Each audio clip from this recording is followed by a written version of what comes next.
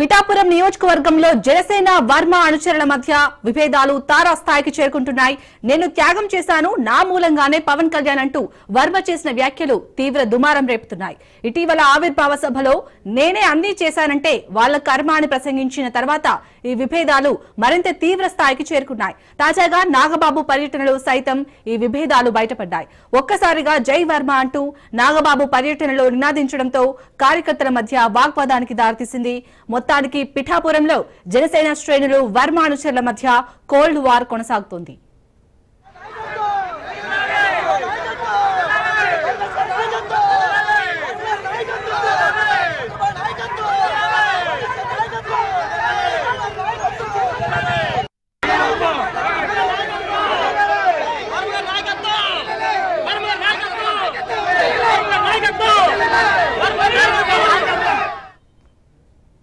పిఠాపురం నియోజకవర్గంలో జనసేన వర్మ అనుచరుల మధ్య విభేదాలు తారాస్థాయికి చేరుకుంటున్నాయి.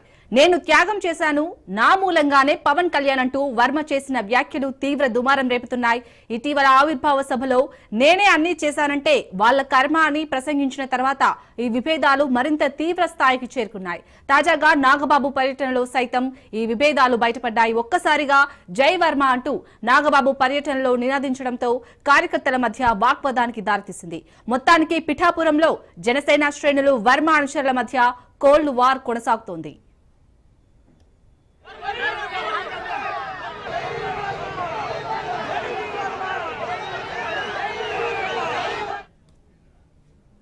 రైట్, ఇక ఇటు పిఠాపురంలో అయితే జనసేన శ్రేణులు మరియు వర్మ అనుచరుల మధ్య అయితే కోల్డ్ వార్ కొనసాగుతున్నట్టుగా తెలుస్తోంది. దీనిపై పూర్తి డీటెయిల్స్ మా ప్రతినిధి దత్తు అందిస్తారు. దత్తు, ప్రస్తుతం అక్కడ సిచ్యుయేషన్ ఏ విధంగా ఉంది? సరే, కూటమిని నేను నెగ్గించాను పవన్ కళ్యాణ్ అంటుంటే పవన్ కళ్యాణ్ నేను నెగ్గించినట్టు పిఠాపురం ఎక్స్ఎమ్మెల్యే వర్మ ఈ మధ్యకాలంలో వాదోపాదాలు జరుగుతున్నాయి. సోషల్ మీడియాలో కూడా పెద్ద ఎత్తున ప్రచారం జరుగుతుంది. ఇది ముదిరి పాకాన్ని పడింది. జనసేన ఏదైతే ఆవిర్భావ సభ ఉందో ఆ సభలో ఈ వర్మ గత కొద్ది కాలంగా చేసినటువంటి ఈ వ్యాఖ్యలు లేకపోతే సోషల్ మీడియాలో పోస్టులను ఉద్దేశించి ఆ సమయ సందర్భ సహిత వ్యాఖ్య అంటారు. ఆ నేపథ్యంలో నాగబాబు మార్చేశారు. ఎవరైనా పవన్ కళ్యాణ్ ని నెగ్గించేవారిని ఎవరైనా భ్రమపడుతుంటే అది వారి కర్మ అన్నారు. దాంతో వర్మ అనుచరులు మా నాయకుడిని నాగబాబు అన్నాడంటూ పెద్ద ఎత్తున దూషించడం మొదలుపెట్టారు. ఈ నేపథ్యంలో ఈ మధ్య కాలంలోనే నాగబాబుకి ఎమ్మెల్సీ రావడం, ఆయన బాధ్యతలు స్వీకరించడం, తొలిసారిగా పిఠాపురం కూడా ఆయన ఈ రోజు నిన్న రావడం జరిగింది. ఈ నేపథ్యంలో అన్నా క్యాంటీన్ ఓపెన్ చేసిన సమయంలో నాగబాబు ఉన్నంత సేపు కూడా వర్మ అనుచరులంతా జై వర్మ అంటున్నారు. యాక్చువల్ గా వర్మ ఉన్నది తెలుగుదేశం పార్టీ, తెలుగుదేశం పార్టీ జై చంద్రబాబు నినాదం ఎక్కడ వినబట్టలేదు. కేవలం జై వర్మ అంటూ ఈ నాగబాబు ఎక్కడైతే పలు అభివృద్ధి పనులు చేస్తారో అక్కడ నినాదాలు చేస్తారు. నిన్న ఒకసారి ఇష్యూ అయింది. ఈ రోజు ఉదయం కూడా కుమారపురంలో ఆయన ఒక రోడ్డు ప్రారంభోత్సవానికి వచ్చారు. ఈ నేపథ్యంలో జై వర్మ అంటూ వారి నినాదాలు మొదలుపెట్టారు. ఇదే సందర్భంలో జనసేన కార్యకర్తలు కూడా జై పవన్ కళ్యాణ్, జై జనసేన అంటూ ఇరువురి మధ్య వాగ్వివాదం కొంత చోటు చేసుకుంది. ఉద్రిక్త నెలకొని పరిస్థితులు కూడా తలెత్తాయి. పోలీసులు చాకచక్యంగా రావడం ఇద్దరు వెడిగొట్టారు. కానీ అసలు విషయం చూసుకుంటే కనుక వర్మ అభిమానులు నాగబాబుని ఖచ్చితంగా టార్గెట్ చేసినట్టు కనబడుతుంది. నాగబాబు ఎక్కడ పర్యటన చేస్తే నాగబాబు ఎక్కడ ఉంటే అక్కడ జై వర్మ అంటున్నారు అని ఆయన రెచ్చగొట్టే విధంగా ప్రయత్నం చేస్తారు. ఇది కూటమి మధ్య ఒక అసంతృప్తులు బయలుదేరే అవకాశం ఉంది. ఈ నేపథ్యంలో ఇరు పార్టీలు దీన్ని ఏ విధంగా సర్దుమణిస్తాయని మనం వేచి చూడాలి. మరి అలాగే ఇటు నాగబాబు చేసిన కామెంట్స్ అలాగే వర్మ చేసిన కామెంట్స్ ని ఏ విధంగా చూడొచ్చు? అదే, ఈ రెండు పార్టీల మధ్య ముందు సఖ్యత ఉండాలి. మూల పవన్ కళ్యాణ్ ఏమో కూటమి ప్రభుత్వం 15 సంవత్సరాల పాటు ఖచ్చితంగా అధికారంలో కొనసాగాలి, రాష్ట్రాన్ని బాగు చేయాలి, దానికి 15 సంవత్సరాల పాటు నా మద్దతు ఖచ్చితంగా ఉంటుంది, ఎవరు ఎన్ని విభేదాలు తలపెట్టినా సరే నేను కూటమికి మద్దతు ఇస్తానంటూ పవన్ కళ్యాణ్ చెప్తారు. అయితే అదే పార్టీకి సంబంధించిన వర్మ నేను త్యాగం చేశాను, సీటు త్యాగం చేసిన మూలంగానే పవన్ కళ్యాణ్ నెగ్గారని వర్మ పలు సందర్భాల్లో బహిరంగంగానే చెప్పిన విషయం మనందరికీ తెలిసింది. అయితే ఇక్కడ జన సైనికులు ఒకటే అంటున్నారు, వర్మ పిఠాపురంలో త్యాగం చేస్తే 175 నియోజకవర్గాల్లో జనసేన పార్టీ పోటీ చేసింది, కేవలం 21 నియోజకవర్గాల్లో చేసింది. అయితే 154 స్థానాల్లో జనసేన పార్టీ త్యాగం చేసింది. దీని గురించి ఎవరు చెప్తారంటూ వీరు ఎదురు ప్రశ్నలు వేస్తున్నారు. ఇలా వాదోపవాదాలు జరిగితే ప్రశ్న అయితే కనుక అయితే వర్మ లేకపోతే వర్మ అనుచరులు ఈ మధ్య కాలంలో చేసినటువంటి వ్యాఖ్యలు, ఆ వర్మ ఎక్స్ప్రెసివ్ గా చేసినటువంటి ఒక పోస్ట్ కూడా ఉంది. గెలిచి నేను నిజంగా ప్రత్యక్ష ఎన్నికల్లో పోటీ చేసి గెలిచిన వారికే ఆ సత్తా తెలుస్తుంది అంటూ ఆయన ఒక ట్వీట్ కూడా పెట్టడం జరిగింది. ఈ నేపథ్యంలో తెలుగుదేశం పార్టీ వర్మని కేకేసి మందలించినట్టు కూడా మనకి సమాచారం ఉంది. ఇటువంటి వ్యాఖ్యలు కానీ లేకపోతే ఇటువంటి అనాలోచిత వ్యాఖ్యలు చేశారంటే మేము చర్యలు ఉంటాయని చెప్పాడు. అప్పటి నుంచి వర్మ స్టాండ్ మార్చారు. జై తెలుగుదేశం అన్న విషయం మాట్లాడకుండా కేవలం ఆయన కార్యకర్తలే నా బలం, కార్యకర్తలే దేవుళ్ళు అంటూ పసుపు రంగు పోస్టర్లు పెట్టుకుంటారు తప్ప ఇటు చంద్రబాబు గానీ లేకపోతే తెలుగుదేశం పార్టీకి సంబంధించిన సింబల్ ఏదైతే ఇల్లు కొడవలి ఉంటుందో దాన్ని ఎక్కడ ఉపయోగించకుండా ఆయన డిఫరెంట్ స్టైల్లో ఆయన ప్రణాళికలు సిద్ధం చేస్తున్నారు. అయితే ఆయన పార్టీలో ఉంటారా, వేరే పార్టీకి వెళ్తారా, లేకపోతే ఈ పార్టీలోనే ఆయనకి అసంతృప్తిని చక్కదిద్దుతారంటే మనం వేచి చూడాలి. ఏది ఏమైనా సరే కూటమిలో ఈ విధంగా ఉండడం అంటే ఒకంతవరకు ఇబ్బంది అనేది చెప్పుకోవచ్చు సార్ని. రైట్. అలాగే మరి వర్మ అభిమానులు ఏమని డిమాండ్ చేస్తున్నారు? వర్మ అభిమానులు ముందు నుంచి ఒకటే ధోరణ. వర్మ ఇప్పటిదాకా 3 సార్లు పిఠాపురంలో పోటీ చేయడం జరిగింది. 2 సార్లు టీడీపీ గుర్తు మీద, ఒకసారి ఇండిపెండెంట్ గా. ఫస్ట్ టైం తెలుగుదేశం పార్టీ గుర్తు మీద పోటీ చేసినప్పుడు ఆయన ఓటమి చెందడం జరిగింది. రెండోసారి ఆయనకి టికెట్ ఇవ్వలేదని చెప్పి సానుభూతి పవనాలు గట్టిగా రావడంతో ఆయన పోటీ చేశారు. తర్వాత మళ్ళీ టికెట్ ఇచ్చినప్పుడు ఓడిపోయారు. టికెట్ ఇవ్వని 2 సార్లు కూడా వర్మ అనుచరులు కావచ్చు వారి అంతా కూడా తెలుగుదేశం పార్టీని దూషించడం, అలాగే నినాదాలు చేయడం, పార్టీ జెండాలు కూడా తగలబెట్టడం జరిగింది. ప్రస్తుతం అయితే కనుక ఈ సిచ్యువేషన్ ఇలాగే కొనసాగితే పార్టీ ఎటువంటి చర్యలు తీసుకుంటుంది? ఎందుకంటే వర్మ వైపు నుంచి వర్మ అనుచరులు చేస్తామంటే ఇక్కడ చాలా తెలివిగా ప్లాన్ చేస్తున్నారని చెప్పొచ్చు. వర్మ కనబడకుండా అనుచరులు మాత్రం ఈ విధంగా ఈ వ్యాఖ్యలు కావచ్చు లేకపోతే నిరసనలు కావచ్చు చేస్తున్నారు. వర్మ నాకు సంబంధం లేని తప్పించుకునే అవకాశం ఉంది. కానీ ప్రస్తుతానికి అయితే కనుక ఇది కూటమి మధ్య ఒక రకంగా కంట్లో నంచుగానే ఉందని చెప్పొచ్చు. Right. Thank you Dattu.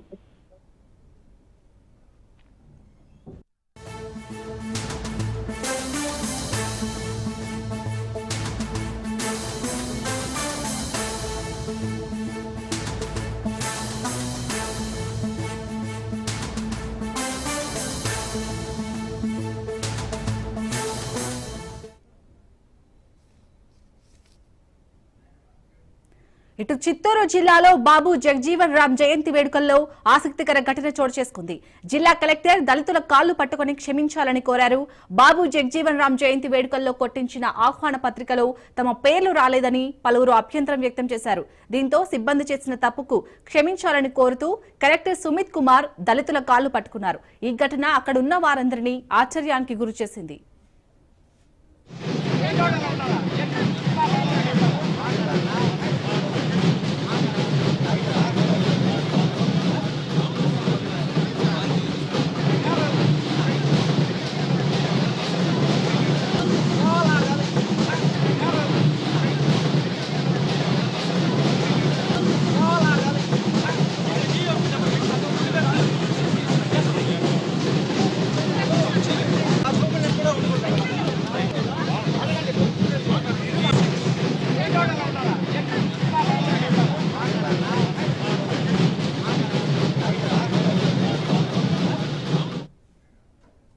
Chittoor జిల్లాలో బాబు జగజీవన్ రామ్ జయంతి వేడుకల్లో ఆసక్తికర ఘటన చోటు చేసుకుంది. జిల్లా కలెక్టర్ దళితుల కాళ్లు పట్టుకుని క్షమించాలని కోరారు. బాబు జగజీవన్ రామ్ జయంతి వేడుకల్లో కొట్టించిన ఆహ్వాన పత్రికలో తమ పేర్లు రాలేదని పలువురు అభ్యంతరం వ్యక్తం చేశారు. దీంతో సిబ్బంది చేసిన తప్పుకు క్షమించాలని కోరుతూ కలెక్టర్ సుమిత్ కుమార్ దళితుల కాళ్లు పట్టుకున్నారు. ఈ ఘటన అక్కడున్న వారందరినీ ఆశ్చర్యానికి గురిచేసింది. దీనికి సంబంధించి పూర్తి డీటెయిల్స్ మా ప్రతినిధి కిరణ్ అందిస్తారు. కిరణ్. శిరీష, చిత్తూరు జిల్లాలో వ్యాప్తంగా బాబు జగజ్జీవన్ రావు జన్మదిన వేడుకలు అంటే 118వ జన్మదిన వేడుకలు ఘనంగా నిర్వహిస్తున్నారు. అయితే అన్ని ప్రభుత్వ కార్యాలయంలో ఈ కార్యక్రమాలు చేపడుతున్నప్పటికీ చిత్తూరులోని పట్టణంలో గంగినేని చెరువులో బాబు జగజ్జీవన్ రావు వేడుకలు జరుపుతుండగా అక్కడ కొంతమంది ఆహ్వానితులు పేర్లు దమలో లేవరించి కూడా కొంతమంది దళితులు కలెక్టర్ ని కలిశారు. అయితే కలెక్టర్ దానికి క్షమాపణ చెప్తూ కూడా తన కింద స్థాయి అధికారులు తప్పు చేయడంతో ఒకసారిగా నేను క్షమాపణ కోరుతున్నానని చెప్పేసి కూడా చెప్పడం జరుగుతుంది. కానీ వాళ్ళు వాగ్వాదానికి దిగుతూ దళితులందరూ కూడా ఒకటైన నేపథ్యంలో ఒకసారిగా కలెక్టర్ చిత్తూరు జిల్లా కలెక్టర్ సుమిత్ కుమార్ ఒకసారిగా వాళ్ళ మీద కాళ్ళ మీద క్షమాపణ కోరడం అంతా సంచలనం రేపిందని చెప్పుకోవచ్చు. చిత్తూరు జిల్లా వ్యాప్తంగానే కాకుండా ప్రతి ఒక్క ఐఏఎస్ ఆఫీసర్ కూడా దీన్ని తలదించుకునేలా చేశారని చెప్పేసి కూడా చాలా మంది అభిప్రాయపడుతున్నారు. ఎందుకంటే ఎందుకంటే అక్షరం తల వంచింది అంటూ కూడా ఒక దళితుల ముందు అంటే క్షమాపణ కోరుతూ అంటే చదువుకున్న వ్యక్తి ఏ విధంగా వ్యవహరిస్తారు అనేది దీనికి నిదర్శనంగా చెప్పుకోవచ్చు శిరీష. ఎందుకంటే ఒక దళితులు పైకి ఎగబడిన కొట్టేదానికి గొడవలకి దిగుతా ఉన్నట్టు విషయాలు మనకు తెలిసింది. ఈ నేపథ్యంలోనే అదే చదువుకున్న వ్యక్తిగా ఒక ఐఏఎస్ ఆఫీసర్ గా ఉన్న సునీత్ కుమార్ ఐఏఎస్ మరి క్షమాపణ కోరుతూ వాళ్ళ కాళ్ళు పట్టుకోవడం నిజంగా ఇది చిత్తూరు జిల్లా వ్యాప్తంగా ప్రతి ఒక్క చదువుకున్న వ్యక్తి కూడా ఇది ఆలోచించదగ్గ విషయం అని చెప్పుకోవచ్చు Sirisha. Right, thank you Kiran.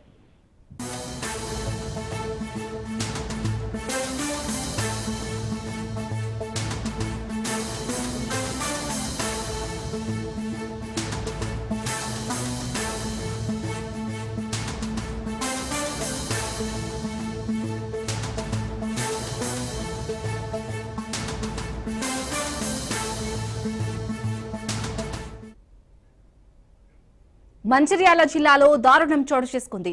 బ్రతికుండగానే చనిపోయినట్లు చిత్రీకరించి దొంగ పట్టా చేశారు రెవెన్యూ అధికారులు. బెల్లంపల్లి ఎమ్మెల్యే వినోద్ అనుచరుడు రమేష్ పై 2 ఎకరాల భూమిని పట్టా చేశారు అధికారులు. నెన్నెల మండల తహసీల్దార్ కార్యాలయంలో ఈ వ్యవహారం జరిగింది. ఈ విషయంపై అధికారులను కలిసినా పట్టించుకోవడం లేదని బాధితురాలు శ్రావ్యారెడ్డి ఆవేదన వ్యక్తం చేశారు. అయితే తహసీల్దార్ రమేష్ సెలవుపై వెళ్లాడు. అక్రమాలకు పాల్పడ్డ వారిపై చర్యలు తీసుకోవాలని బాధిత కుటుంబం డిమాండ్ చేసింది.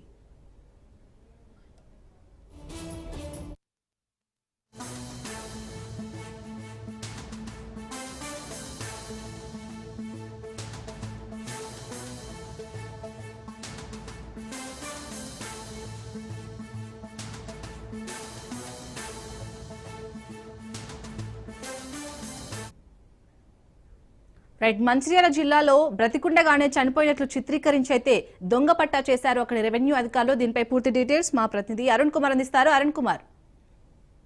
మంచిర్యాల జిల్లాలో కూడా దారుణ ఘటన చోటు చేసుకున్నది. బ్రతికుండగానే చనిపోయినట్లు ధృవీకరణ పత్రాలు తయారు చేసుకుని ఒక మహిళకు సంబంధించినటువంటి 2 ఎకరాల భూమిని కూడా బెల్లంపల్లి ఎమ్మెల్యే వినోద్ ముఖ్య అనుచరుడు అని చెప్పుకుంటున్నటువంటి రమేష్ పేరు మీద కూడా పట్టా చేయడం అయితే జిల్లాలో కలకలం రేపుతాను. ముఖ్యంగా మంచిర్యాల జిల్లాకు సంబంధించి నెన్నెల మండలంలోని చిన్న వెంకటపూర్ గ్రామంలో శ్రావ్యారెడ్డికి 2 ఎకరాల భూమి అవుతుంది. ఈ భూమి తన మామగారు అయినటువంటి అశోక్ రెడ్డి కూడా వారసత్వంగా వస్తున్నటువంటి భూమిని తన కోడలిపై కూడా 2 ఎకరాల భూమిని పట్ట చేయడం జరిగింది. ఈ నేపథ్యంలో గత సంవత్సరం క్రితం కూడా ఏదైతే సీత్రం రమేష్ అన్నటువంటి వ్యక్తి కూడా ముఖ్య అనుచరుడు ఎమ్మెల్యే అనుచరుడు అని చెప్పుకుంటున్న రమేష్ కూడా ఆ భూమిని కొనడానికి కూడా కొంత అమౌంట్ కూడా వాళ్ళకి చెల్లించడం జరిగింది. అనివార్య కారణాల వల్ల రమేష్ ఏదైతే వారికి భూమి యజమానులకు డబ్బులు కట్టకపోతే కూడా తిరిగి యజమానులే 1 లక్ష రూపాయలు అదనంగా చెల్లించి కూడా ఆయన డబ్బులు ఆయనకి ఇచ్చారు. కానీ ఈ నేపథ్యం ఈ లోపల రమేష్ ఖచ్చితంగా ఆమె ఎవరైతే శ్రావ్యారెడ్డి చనిపోయినట్లు కూడా ధృవీకరణ పత్రాలు తప్పుడు పత్రాలు తయారు చేసి కూడా ఎంఆర్ఓ సాయంతో నిన్నెల ఎంఆర్ఓ రమేష్ సహకారంతో కూడా ఒక భూమిని అయితే పట్ట చేసుకోవడం జరిగింది. ఈ 4 రోజుల క్రితం కూడా కొన్ని రోజుల క్రితం కూడా ఎవరైతే ఈ శ్రావ్యారెడ్డి మామగారు అయినటువంటి అశోక్ రెడ్డి కూడా ఈ భూమికి సంబంధించి కూడా ఏదైతే దాన్ని కూడా ధరణిలో చూడడం జరిగింది. ఈ నేపథ్యంలోనే చనిపోయినట్లు ఏదైతే ఆమె పేరు మీద భూమి ఆయన పేరు మీదకి బదలాయించినట్టు కూడా రెవెన్యూ రికార్డులో ఉండడంతో కూడా ఆయన కంగు తిన్నాడు. ఈ నేపథ్యంలో జిల్లా కలెక్టర్ తో పాటు పోలీసు రెవెన్యూ అధికారులను కలిసి కూడా తన గోడు వినిపించినా కూడా ఇప్పటి వరకు అయితే ఎక్కడ కూడా ఆయనకైతే న్యాయం జరగలేదు. ముఖ్యంగా ఏదైతే చనిపోయినటువంటి ధృవీకరణ పత్రాలు కూడా అన్ని ఇటు ఎంఆర్ఓ కావచ్చు మున్సిపల్ కార్యాలయాల్లో కూడా ఉండడంతో కూడా ఆయన ఇబ్బందిగానే అదే రేపు భవిష్యత్తులో కూడా ఏమన్నా పనులు కావాలంటే కూడా మాకు ఇబ్బంది అయిద్దని కూడా అధికారులను వేడుకున్నా కూడా ఆ సమస్యను అయితే అధికారులు పరిష్కరించారు. ముఖ్యంగా కూడా ఏదైతే ఇప్పటికే అధికారులు ఎవరైతున్నారో ఈ ఘటనకు సంబంధించి ఎవరైతే దీని మీద బాధ్యులు ఉన్నారో ఈ బాధ్యులపై కూడా చర్యలు తీసుకుని అయితే వాళ్ళ బాధిత కుటుంబం అయితే డిమాండ్ చేస్తున్నారు. ముఖ్యంగా నెన్నెల ఎంఆర్ఓ రమేష్ మాత్రం ఇప్పటికి కూడా ఈ ఘటన ఆయన దృష్టికి వెళ్లడంతోనే సమస్య తలెత్తేటువంటి అవకాశం ఉన్న నేపథ్యంలో కూడా ఈయన 4 రోజుల క్రితమే లీవ్ లో ఉన్నట్టు కూడా మనకున్నటువంటి సమాచారం. ముఖ్యంగా ఎవరైతే ఈ దొంగ పట్ట చేసుకున్నటువంటి రమేష్ అనేటువంటి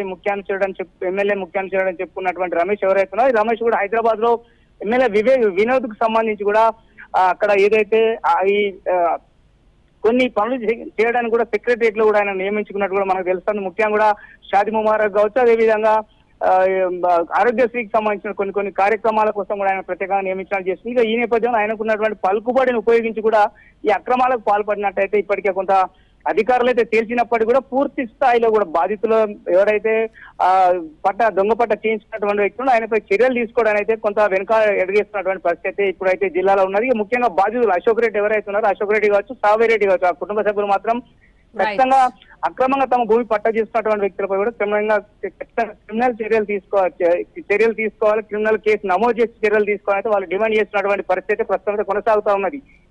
right, thank you Arun Kumar.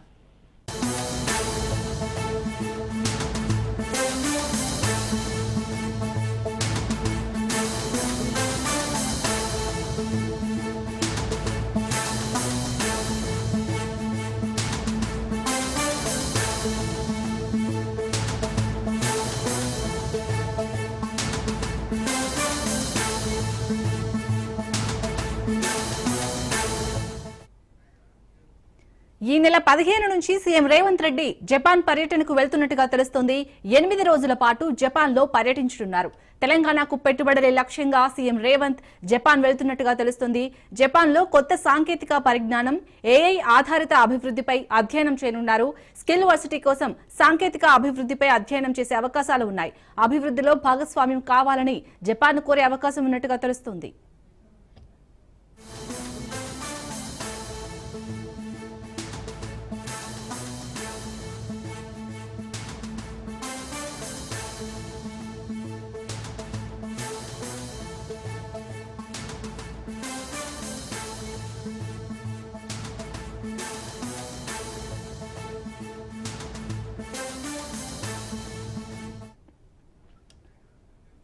ఈ నెల 15 నుంచి సీఎం రేవంత్ రెడ్డి జపాన్ పర్యటనకు వెళ్తున్నట్టుగా తెలుస్తుంది. 8 రోజుల పాటు జపాన్ లో పర్యటించనున్నారు. తెలంగాణకు పెట్టుబడులే లక్ష్యంగా సీఎం రేవంత్ జపాన్ వెళ్తున్నట్టుగా తెలుస్తుంది. జపాన్ లో కొత్త సాంకేతిక పరిజ్ఞానం, ఏఐ ఆధారిత అభివృద్ధిపై అధ్యయనం చేయనున్నారు. స్కిల్ వర్సిటీ కోసం సాంకేతిక అభివృద్ధిపై అధ్యయనం చేసే అవకాశాలు ఉన్నాయి. అభివృద్ధిలో భాగస్వామ్యం కావాలని జపాన్ కోరే అవకాశం ఉన్నట్టుగా తెలుస్తుంది. రైట్, ఇక సీఎం రేవంత్ జపాన్ టూర్ కి సంబంధించి మరిన్ని డీటెయిల్స్ మా ప్రతినిధి రాజు అందిస్తారు. రాజు, సీఎం రేవంత్ రెడ్డి జపాన్ పర్యటన ఖరారైంది. ఈ నెల 15వ తేదీ నుంచి 8 రోజుల పాటు కూడా రేవంత్ రెడ్డి జపాన్ లో పర్యటించబోతా ఉన్నారు. తెలంగాణకు పెట్టుబడులతో పాటు కొత్త సాంకేతిక పరిజ్ఞానాన్ని తెలంగాణ రాష్ట్రానికి తీసుకురావడానికి ప్రధానంగా ఈ యొక్క పర్యటన ఉపయోగపడుతుందని ప్రభుత్వం భావిస్తుంది. ఇప్పటికే ఏదైతే స్కిల్ యూనివర్సిటీలో ఏఐ ఆధారిత అభివృద్ధి చేయడంపై ప్రభుత్వం దృష్టి సారించింది. దీనికి సంబంధించి కొత్త టెక్నాలజీపై అధ్యయనం చేయడానికి ముఖ్యమంత్రి రేవంత్ రెడ్డి ఆధ్వర్యంలో ఒక బృందం అయితే ఈ యొక్క పర్యటనకు వెళ్తా ఉన్నారు. సీఎం రేవంత్ రెడ్డితో పాటు మంత్రి శ్రీధర్ బాబు, అదేవిధంగా ఇతర అధికారులు ఈ యొక్క పర్యటనలో భాగం పంచుకోనున్నారు. ప్రధానంగా ఇప్పటికే సీఎం రేవంత్ రెడ్డి 2 సార్లు కూడా ఈ యొక్క పెట్టుబడుల కోసం దావోస్ వెళ్ళడం జరిగింది. గతంలో మొదటిసారి వెళ్ళినప్పుడు 40,000 కోట్ల పెట్టుబడులు తీసుకురావడం జరిగింది. రెండవసారి 1,78,000 కోట్ల పెట్టుబడులు, రెండు కలిపి 2,20,000 కోట్ల పైచులకు పెట్టుబడులు రాష్ట్రానికి తీసుకొచ్చామని చెప్పి ప్రభుత్వం ఇప్పటికీ చెప్తా ఉంది. తాజాగా ఒక జపాన్ పర్యటన కూడా ఖరారు కావడంతో అక్కడ కొన్ని దిగ్గజ కంపెనీలతో రేవంత్ రెడ్డి భేటీ కాబోతా ఉన్నట్టుగా కూడా తెలుస్తా ఉంది. అక్కడి నుంచి ప్రతినిధులతో ప్రత్యేకంగా కొన్ని ఒప్పందాలు కూడా కుదుర్చుకుంటారు తెలంగాణ ప్రభుత్వం అని చెప్పి ప్రభుత్వం అయితే భావిస్తా ఉంది. ఇప్పటికే దీనికి సంబంధించి షెడ్యూల్ కూడా ఖరారైంది. 15వ తేదీ నుంచి 23వ తేదీ వరకు ఒకాస ఎక్స్పో లో అక్కడికి రేవంత్ రెడ్డి పాల్గొనబోతా ఉన్నారు. ఇతర కొన్ని ముఖ్యమైన ఈవెంట్లలో కూడా రేవంత్ రెడ్డి పాల్గొంటారని చెప్పి కూడా చెప్తా ఉన్నారు. ముఖ్యంగా ఐటీ శాఖ మంత్రి శ్రీధర్ బాబుతో పాటు ఐటీ శాఖ ప్రధాన కార్యదర్శి జయేష్ రంజన్ కూడా, అదేవిధంగా ఇతర అధికారుల బృందం యొక్క పర్యటనలో ఉంటారని చెప్పి కూడా చెప్తా ఉన్నారు. ఈ పర్యటన విజయవంతమైన తర్వాత నెక్స్ట్ జూన్ లో గానీ జూలైలో గానీ అమెరికా పర్యటనకు కూడా రేవంత్ రెడ్డి వెళ్లే అవకాశం ఉన్నట్టుగా కూడా తెలుస్తా ఉంది. అక్కడి నుంచి కూడా పెట్టుబడులు రాష్ట్రానికి ఆహ్వానించడానికి ప్రభుత్వం అయితే కసరత్తు చేస్తా ఉన్నట్టుగా కూడా తెలుస్తా ఉంది. రైట్, థ్యాంక్ యూ రాజు. రాజన్న సిరిసిల్ల జిల్లా కేంద్రంలోని చంద్రంపేటలో సీతమ్మ వారికి బంగారు పట్టుచీర తయారైంది. చేనేత మగ్గంపై సిరిసిల్ల నేత కళాకారుడు వెల్లి హరిప్రసాద్ ఈ బంగారు చీరను అత్యంత ప్రత్యేకంగా తయారు చేశాడు. ఆదివారం శ్రీరామనవమి సందర్భంగా భద్రాచలంలోని శ్రీ సీతారాములకు సిరిసిల్ల నుంచి పట్టు వస్త్రాలు అందనున్నాయి. సిరిసిల్లాకు చెందిన నేత కళాకారుడు హరిప్రసాద్ శ్రీరామనవమి వేడుకల సందర్భంగా భద్రాద్రి సీతమ్మ వారికి బంగారు పట్టుచీరను నేశాడు. ఈ చీర కొంగులో భద్రాద్రి దేవాలయం, మూల విరాట్ దేవతామూర్తులను వచ్చే విధంగా, చీర క్రింది బార్డర్లో శంకు, చక్రనామాలు, హనుమంతుడు, గరుత్మంతుడు వచ్చే విధంగా ప్రత్యేకంగా రూపొందించాడు.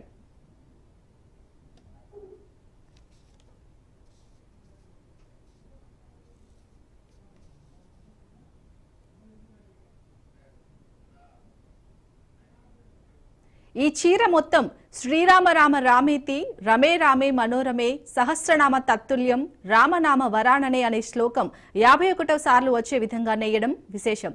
చీరలో 1 గ్రాము బంగారు జరీ పట్టుదారం ఉపయోగించి 800 పైగా గ్రాముల బరువుగల 7 గజాల బంగారు చీర తయారు చేశాడు. ఇప్పటికే ఇలాంటి అరుదైన చీరలు నేస్తూ హరిప్రసాద్ పలువురి ప్రశంసలు అందుకున్నాడు. ఈ చీరను భక్తి శ్రద్ధలతో నియమనిష్టలతో తయారు చేశాడని తెలిపాడు. ఈ చీర నేయడానికి సుమారు 10 రోజుల పాటు శ్రమించినట్లు హరిప్రసాద్ తెలిపాడు. ఇలాంటి అరుదైన చీరలను ప్రభుత్వం కొనుగోలు చేసి దేవాదాయ శాఖకు అందించి చేనేత కళను ప్రోత్సహించాలని ఆయన కోరుతున్నాడు. అలాగే ప్రతి ఏడాది భద్రాద్రి సీతారాముల కళ్యాణానికి సిరిసిల్ల నేతన్నలకు పట్టు వస్త్రాలు నేసే అవకాశాన్ని కల్పించాలని ముఖ్యమంత్రిని ప్రత్యేకంగా విజ్ఞప్తి చేశాడు హరిప్రసాద్.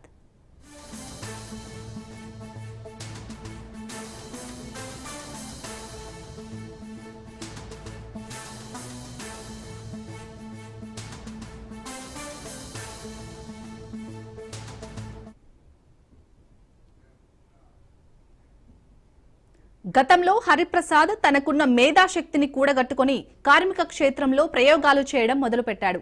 మొదట అగ్గిపెట్టెలో ఇమిడే చీర, సూది రంధ్రంలో దూరే చీరనేసి అబ్బురపరిచాడు. అంతటితో ఆగకుండా దేశంలో ఉన్న ప్రముఖ దేశ విదేశాల ప్రాధానుల నేతల ముఖ చిత్రాలు, న్యూజిలాండ్ ప్రధానమంత్రి ముఖ చిత్రం నేసి ప్రధానికి పంపించాడు. భారతరత్న క్రికెట్ లెజెండ్ సచిన్ టెండూల్కర్ పుట్టినరోజు సందర్భంగా సచిన్ భార్య అంజలి ఫోటోలు మగ్గంపై నేసి అందించాడు. మొన్న దేశంలో జరిగిన G20 సదస్సు లోగో నేసి భారత ప్రధానమంత్రి నరేంద్ర మోడీకి అందించి మన్ననలను పొందాడు. 95వ ఎపిసోడ్ మన్ కీ బాత్ లో హరిప్రసాద్ నేసిన చేనేత ప్రాముఖ్యతను ప్రపంచానికి చాటి చెప్పాడు. ఎప్పుడూ ఏదో ఒక ప్రయోగం చేస్తూ హరిప్రసాద్ అందరి మన్ననలు అందుకుంటున్నాడు.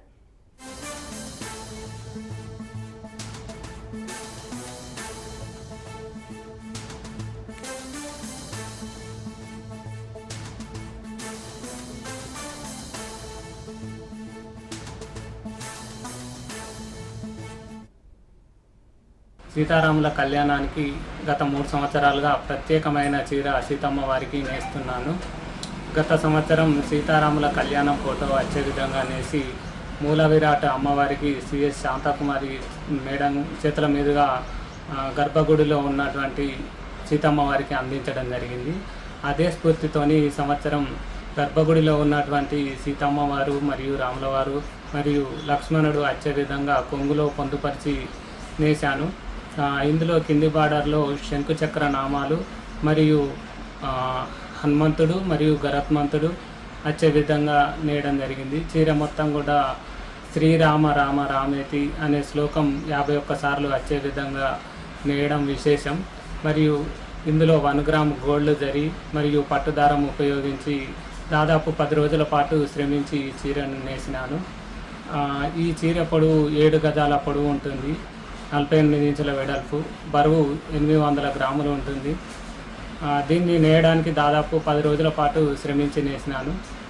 మేము కోరుకునేది ఏంటంటే సిరిసిల్ల నేతన్నకు ప్రతి సంవత్సరం భద్రాద్రి సీతారాముల కళ్యాణానికి ఒక ప్రత్యేక గుర్తింపుతోని పట్టు వస్త్రాలు నేసే అవకాశం కల్పించాలని ముఖ్యమంత్రి గారిని వేడుకుంటున్నాను.